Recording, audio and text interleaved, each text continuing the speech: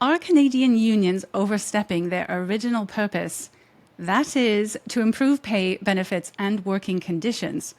Thanks for joining me. I'm Melanie Bennett with the Canadian Culture Wars Report.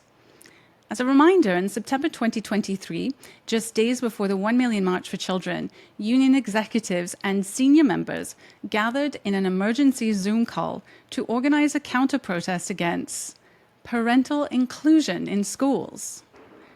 But why would trade union executives use their position of power and influence to attack ordinary citizens engaging in their democratic right to peaceful protest? I'll let Carolyn Egan, president of Steelworkers Union Toronto Council, tell you in her own words. How are you? Thanks very much, and great meeting, great turnout. I'm president of the Steelworkers Toronto Area Council, also a founding member of Steel Pride in our union, and Community Solidarity Toronto. And what I want to say, this is just dynamite that we're coming together like this and echo what Emily, Peter, and others have said. The Toronto and New York Legion Labour Council, we established a rapid response network quite a few years ago after the murders at the mosque in Quebec. And at that time, the far right was organizing at Nathan Phillips Square, which is City Hall Square here. And they wanted to take over the public space, which is one of their tactics, and give the sense that somehow their views represented the majority, which is not the case.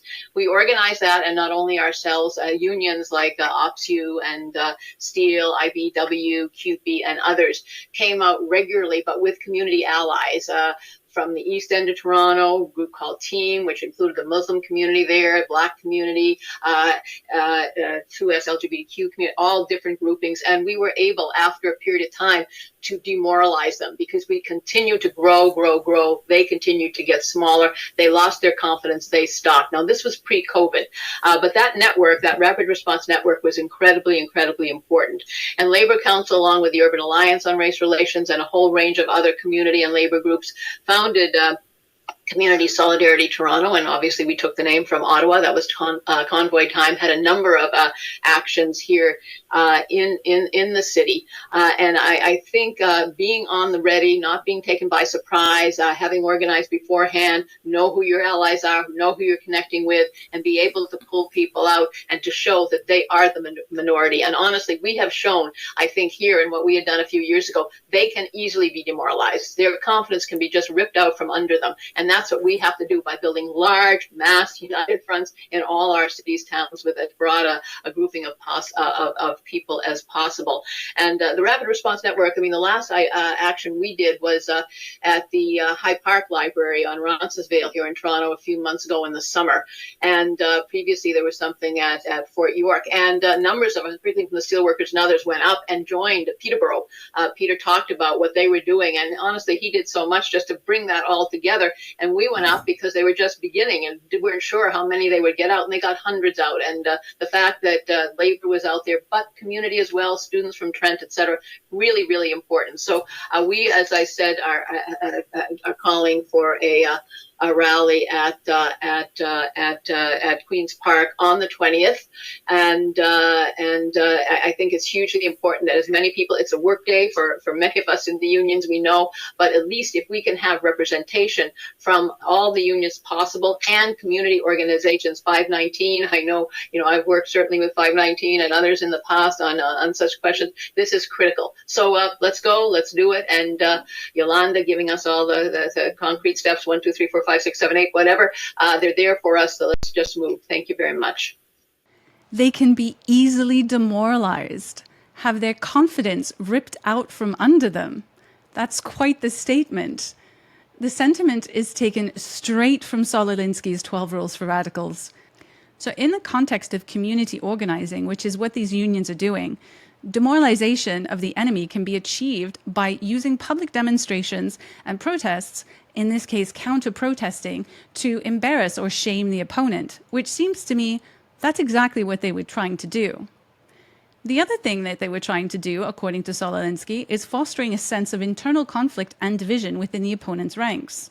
Notice how they were talking about the demoralization, people breaking up and running off and doing their own things, forgetting all about it. Sounds very much like Saul Alinsky to me. The whole point of this type of far-left social justice tactics is essentially to weaken their opponent's resolve and credibility. But why does Carolyn want to demoralize ordinary citizens engaging in peaceful protest? She essentially calls them far right. We've heard that before, a lot in the UK right now. It seems that this is the go-to cope for ideologues. So why do I refer to Carolyn as an ideologue? Well, let me tell you, she and her union mates are behaving absolutely in accordance with a set of radical beliefs, specifically in accordance to a range of socialist beliefs. And for her, being a good socialist involves being a radical. It's clear from her talk that these people don't see humans as individuals. They see them as a collective based on their identity groups. The parents they were organizing against, they're not far right or even ideological. The vast majority were not acting in accordance to a particular set of beliefs. They were reacting to what's been happening in Canadian schools for some time.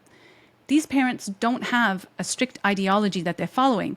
Not socialism, not nationalism, not conservatism, not even liberalism. They're not religious, and they don't even have a shared ethnic identity.